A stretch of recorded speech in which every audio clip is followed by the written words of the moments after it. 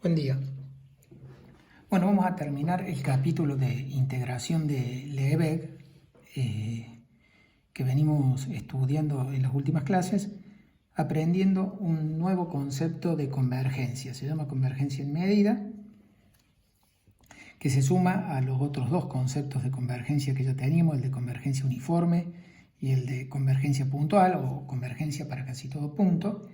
Este concepto es un poquito más débil y es como bastante natural la definición en términos de las cosas que venimos estudiando. Ahora vamos a analizar la definición y es realmente muy natural. Insisto, es un cachito más débil, como vamos a ver más adelante. Más débil que los otros dos conceptos de convergencia.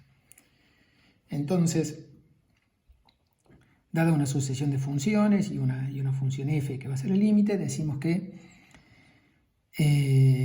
las fn convergen a f en medida, lo vamos a denotar de esa manera, si para todo epsilon mayor que 0, la medida de estos conjuntos tiende a 0 cuando n tiende a infinito. Bueno, ¿qué quiere decir esto? Quiere decir que para dado epsilon mayor que 0, que sería poner una franjita aquí, dado epsilon mayor que 0, para n suficientemente grande, la fn está casi toda metida en esta franjita. Está casi toda en el sentido que los poquitos x que quedan afuera de esta franjita miden muy poquito. Bueno, ese es el concepto de convergencia en medida. Ahora lo vamos a comparar con los otros conceptos y para eso nos va a ayudar introducir directamente estos conjuntos f, n, epsilon. Son justo estos conjuntos que acá lo escribí de la manera abreviada que solemos hacer. Este conjunto es exactamente esto, en esa notación abreviada. Esto justo quiere decir los x tal que esto evaluado en x es mayor o igual que epsilon. Bueno, estos conjuntos dependen obviamente de epsilon y de n, y en términos de estos conjuntos, la sucesión converge en medida f si para todo epsilon mayor que 0, ese es el orden lógico, para todo epsilon mayor que 0, el límite de las medidas de estos conjuntos tiende a 0. El límite de las medidas es 0, o la medida de estos conjuntos tiende a ser 0. Tiende a 0.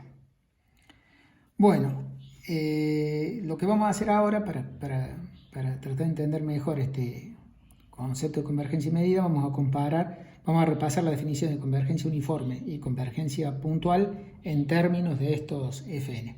Esto hace varias clases, algo ya hicimos, pero viene bien repasarlo. Bueno, en términos de estos fn, la convergencia uniforme dice así, dice que para todo epsilon mayor que 0, existe un n0 a partir del cual esto es menor que epsilon para todos los x. En otras palabras, este conjunto que está aquí es vacío para todos los n mayores o iguales que ese n0. Así que bueno, es clarísimo que convergencia uniforme implica convergencia en medida, porque este límite no solo que da 0, sino que a partir de un cierto momento, estos conjuntos pasan a ser vacíos. O sea, para cada epsilon, estos conjuntos pasan a ser vacíos a partir de un n0 en adelante. Así que cumplen muy holgadamente la definición. Bueno, convergencia puntual. Convergencia puntual, claro, a diferencia de convergencia uniforme, donde esto se da al revés para todos los x simultáneamente, acá es como que primero fijamos el x. La convergencia puntual dice que dado un x y dado un epsilon mayor que 0, existe un n0 a partir del cual el x no pertenece a estos conjuntos, porque justamente esta resta da menor que epsilon para todos los n mayor o igual que n0. Así que la convergencia puntual es fijado el x y fijado el epsilon, hay un momento a partir del cual el x deja de pertenecer a estos conjuntos. Bueno, eso quiere decir que se simplifica un poquito si directamente decimos que para todo epsilon mayor que 0 hay un n0 que esta unión no contiene al x. Bueno, vamos a pulirla un poquito más trabajarla un poquito más a la definición de convergencia puntual. Para eso le pongamos nombre a estos conjuntos. Entonces le vamos a llamar f tilde a la unión de los fk a partir desde el n. Entonces esto nos simplifica un poco porque acá directamente decimos que x no pertenece al f tilde n0 de epsilon. Pues estos f tilde, como son acumulados, cumplen esta relación de encadenamiento. El fn más 1 es un poquito más chico que el f tilde n. Pero presten atención que los fn originales no tenían ninguna relación entre sí de estar encajados o no, porque cada fn corresponde a la función fn y no tiene nada que ver con el fn más 1. Esto sí, porque lo estoy construyendo de manera encajada. Así que, bueno, tal vez siendo repetitivo, lo que tenemos ahora es que convergencia puntual significa que dado epsilon mayor que 0 y un x en e, existe un n0 tal que el x no pertenece al f tilde n0 de epsilon. Bueno, esto resumido es que convergencia puntual es exactamente decir que para todo epsilon mayor que 0, la intersección de estos f tildes da vacío, porque justamente dice acá que dado epsilon mayor que 0, para cualquier x hay un n0 al cual no pertenece. Así que esta es la definición más pulida de convergencia puntual en términos de estos conjuntos fn. Bueno, justamente la convergencia puntual que converge en un cierto x es no estar acá, no estar acá. Como hay convergencia puntual para todos los x, quiere decir que esto es vacío. Pero si esto no fuera vacío, bueno, justamente los x en esta intersección van a ser los x en donde no hay convergencia puntual. Así que la convergencia para casi todo punto es justamente, o la definición de convergencia para casi todo punto es que salvo en un conjunto de medida 0 hay convergencia puntual. Bueno, eso traducido es que la medida de los malos es 0. Así que bueno, resumiendo estos dos conceptos de convergencia uniforme quiere decir que estos fn originales son vacíos. Para cada epsilon mayor que 0, a partir de un n0, estos fn son vacíos. La convergencia puntual para todos los x quiere decir que la intersección de estos f tilde n acumulativos, la intersección de ellos es vacía, y la para casi todo punto es que esta intersección mide 0. Bueno, el concepto de convergencia en medida, es que justamente estos conjuntos tienen que su medida tender a 0. Es más débil que esto, ¿por qué? Porque, bueno, a ver, resumiendo. Bueno, la convergencia uniforme, ya lo dije antes, la convergencia uniforme implica la convergencia en medida porque directamente estos f's pasan a ser vacíos a partir de un n0, así que con más razón el límite, la sucesión esta de medidas pasa a ser 0 porque estás midiendo el vacío. Bueno, pero la convergencia para casi todo punto, si vos tenés que el e es de medida finita, hace falta que el e sea de medida finita porque si vos tenés entonces la convergencia para casi todo punto y la medida de e es finita, entonces como la medida de esta intersección es 0, podemos aplicar continuidad. Continuidad con la intersección necesitas de que partas con algo que tiene medida finita. Por eso es que estamos poniendo esta hipótesis. Así que bueno, convergencia puntual dice que para todo epsilon esta medida es 0. Eso implica por continuidad que la medida de estos tiende a 0, pero estos son más grandes que estos, son uniones de estos, así que por lo tanto la medida de estos tiende a 0. Así que eso dice que convergencia para casi todo punto en un ambiente de medida finita implica convergencia en medida. Bueno, vamos a hacer un ejemplo de que al revés no vale. Bueno, por supuesto ya hemos visto ejemplos de que convergencia para casi todo punto no implica convergencia uniforme. Vamos a ver que convergencia en medida no implica convergencia puntual. Este es el ejemplo paradigmático a tener en cuenta, que es como que puede ser que la función esté permanentemente en un x dado, o ponerle que esa es la f, en este x dado, a medida que las fn van avanzando, o va acercándose, pero cada tanto ¡pac! Pega un salto y se va afuera, después vuelve a acercarse, ¡pac! Eso es lo que eso es lo que medio está permitido en convergencia en medida, siempre y cuando eso sea en un conjunto que cada vez es más chico. Bueno, no sé si se entendió muy bien lo que dije ahí, pero vamos al ejemplo concreto. Tomemos estos intervalos, o sea, el I1 es el intervalo de 0 a 1 medio, el I2, este sería el I1, este es el I2, el I3, I4, I5.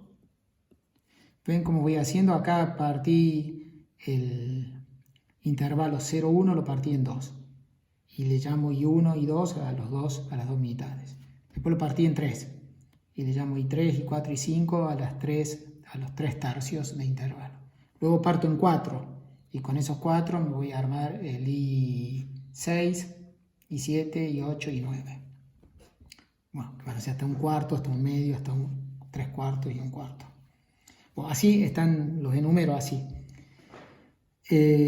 Por supuesto que la longitud de estos intervalos tiende a 0, tiende muy lentamente a 0 porque, por ejemplo, los dos primeros miden 1 medio, los 3 que siguen miden 1 tercio, después los 4 que siguen miden 1 cuarto, se va medio lento a 0, pero tiende a 0. Entonces tomo las funciones características de estos intervalos y lo que afirmo es que esta sucesión de funciones tiende a 0 en medida. ¿Por qué tiende a 0 en medida? Porque vos tomás un epsilon mayor que 0, y la medida de donde la fn es mayor o igual que epsilon, bueno, estas funciones son características, valen 0 o vale 1, así que es mayor o igual que, o si el epsilon llega a ser mayor que 1, esto es vacío, mayor estricto que 1, esto es vacío, y si el epsilon está entre 0 y 1, este conjunto es exactamente el IN, que ahí la F vale 1. Pero entonces como este conjunto básicamente es el IN, con el epsilon chiquito es este IN, y estos IN tienen longitud que tiende a 0, así que convergen en medida. Pero la Fn no converge puntualmente a 0, nunca, porque bueno, ahora este dibujito no corresponde más porque estoy tendiendo a 0, pero lo que está pasando acá, este es el intervalo 0, 1. Entonces lo que está pasando es que en este x, cada tanto, pero en una zonita muy pequeñita, pero cada tanto va a pegar un saltito y se va a ir a 1. Y luego vuelve a 0, 0, 0, 0 por un buen rato, y luego ¡pac!, vuelve a pegar un saltito a 1. Y eso pasa tan esporádicamente que esto mide muy chiquito, pero suficientemente esporádicamente como para que realmente no tienden a 0 las FNs. Bueno, dejo de ejercicio demostrar que si vos tenés una sucesión que converge en medida f, entonces toda subsucesión de la sucesión converge en medida f. Por supuesto que esto es muy básico planteárselo En este caso, porque es una nueva definición de convergencia de sucesiones de funciones, en el caso de la convergencia puntual y convergencia uniforme, esas dos definiciones están ligadas con la convergencia de sucesiones de números reales, porque tenés que evaluar en un X para analizar la convergencia, entonces como que termina muy relacionado con la convergencia de sucesiones de números reales, y por eso este resultado es claro para las otras convergencias, mientras que acá que Fn converge en medida f no está ligado a la convergencia en los valores, para nada. El ejercicio que vimos recién, de hecho, que Fn convergía a f en medida, y para ningún punto la sucesión Fn de x converge a f de x. Entonces es como muy pertinente plantearse este ejercicio ahora. Por supuesto, la demostración es sencilla, pero vale la pena planteárselo. Bueno, el siguiente teorema, el ejemplo que veíamos recién, bueno, era un ejemplo, como acabo de decir, una sucesión de funciones que convergía en medida f, y la sucesión para ningún x convergía puntualmente. Pero bueno, es como que si vos te sacas de encima algunas Fn malas, logras convergencia puntual. Esto es lo que dice este teorema, que precisamente dice que si Fn converge en medida f, hay una subsucesión que va a converger para casi todo punto. Por supuesto, esta subsucesión que converge para casi todo punto, obviamente también converge en medida, y por lo que vimos antes. Pero, o sea, todas las subsucesiones convergen en medida, pero hay alguna subsucesión que converge para casi todo punto a f. En el ejercicio de recién, de estas Fn, tendrías que sacarte de encima algunas.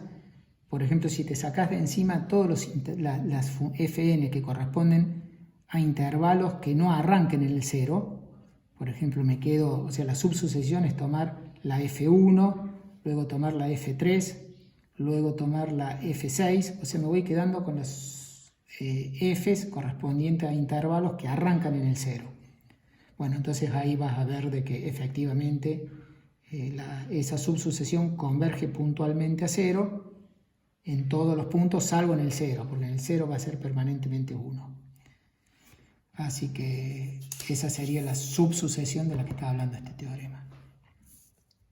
Bueno, vamos a hacer la demostración de este teorema. Bueno, acá capaz que viene bien recordar qué significa convergencia en medida.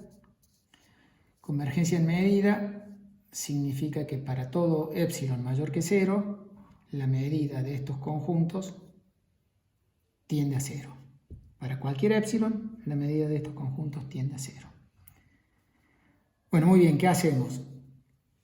Para cada k vamos a considerar como epsilon el 1 sobre 2 a la k. Vamos a tomar ese epsilon para cada k. Entonces, acá estoy poniendo 1 sobre 2 a la k. Bueno, sé que la medida de esto tiende a 0 cuando n tiende a infinito. Así que como tiende a 0, la medida de este conjunto, quiere decir que hay un cierto nk, donde la medida de esto pasa a ser menor que 1 sobre 2 a la k.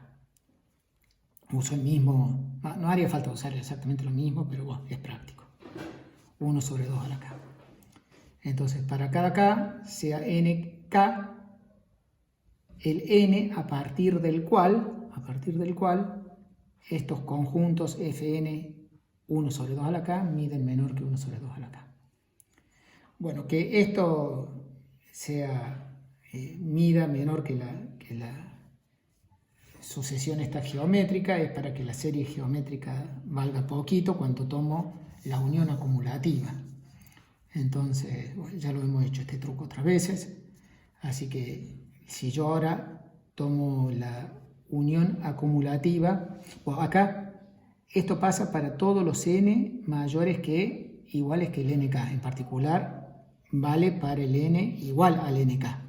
Para el n igual al nk esto vale, y para todos los n mayores que el nk. Bueno, yo lo que hago es acumular los fnk. Así que tomo la unión así hasta hasta infinito, la medida de la unión es menor o igual que la suma de las medidas de cada uno de ellos. La medida de cada uno de ellos es 1 sobre 2 a la k. Cuando sumo esto me da 1 sobre 2 a la k0 menos 1. Así que la medida de la unión acumulativa es cada vez más pequeña.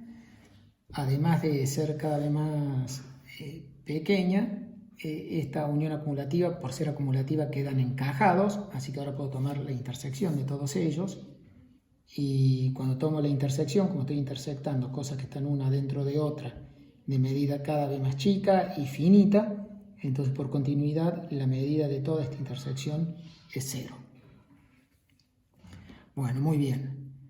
A este conjunto le vamos a llamar E0 y afirmamos que estos NK fueron apareciendo acá para tomar estos conjuntos, ¿no es cierto? Bueno, ahora esos mismos NK son los que voy a usar para elegir la subsucesión que converge. Entonces afirmamos que la subsucesión FNK evaluada en X tiende a f de X para todos los X que no estén acá. Bueno, eso significa que la subsucesión converge a F para casi todo punto, porque justamente converge para todos los X que no están en E0 y E0 mide 0. Bueno, vamos a demostrar la afirmación. Para demostrar la afirmación tengo que tomar un epsilon mayor que 0, tomar un X que no esté acá, y en ese caso tengo que ver de que esta resta se hace menor que epsilon a partir de un cierto k en adelante. Bueno, arranquemos. Primero, como el X no está en el E0, no está acá, así que al no estar acá, hay en alguno de estos que no está. Así que hay un K0, tal que el X no pertenece a este. Eso para algún K0. ¿Qué más? Bueno, no pertenecer a esta unión, si recordamos que son estos FNK, es justo estar en estos FNK es que la resta esta sea mayor que 1 sobre el epsilon, que es el 1 sobre 2 a la k. Así que como el X no está en ninguno de estos, quiere decir que la resta da menor que 1 sobre 2 a la k para todos los k's mayor que k0. Bueno, eso justamente porque está en ninguno. Cuando no está en ninguno, le pasa esto para todos los k mayor que k0. Así que ahora simplemente tomamos un k1 tal que 1 sobre 2 a la k1 sea menor que epsilon, para que esto me quede menor que epsilon, y entonces si el k es mayor que el k0 y mayor que el k1, me queda que la resta es, el valor absoluto de esta resta es menor que epsilon, que es lo que queríamos ver. Bueno, eso termina de probar el teorema de Ritz, que afirma que toda sucesión que converge en medida tiene una subsucesión que converge para casi todo punto.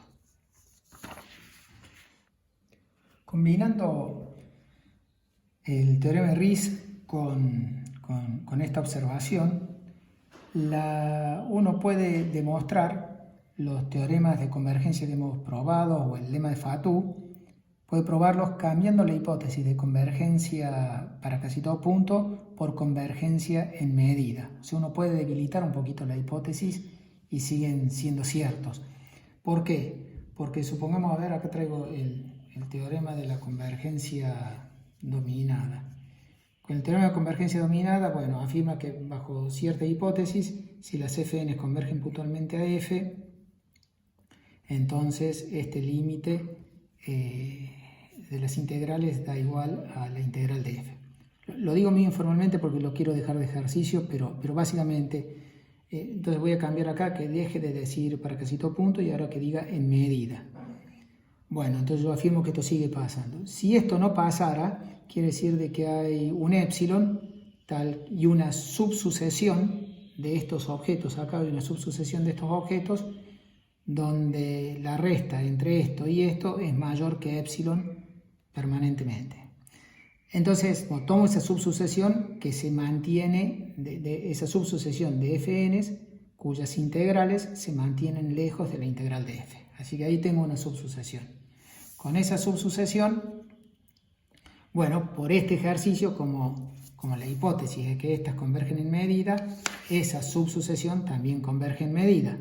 Ahora tengo esta subsucesión que converge en medida. Como esta subsucesión converge en medida, estoy en estas hipótesis para esta subsucesión. Así que esta subsucesión tiene una subsucesión que converge para casi todo punto.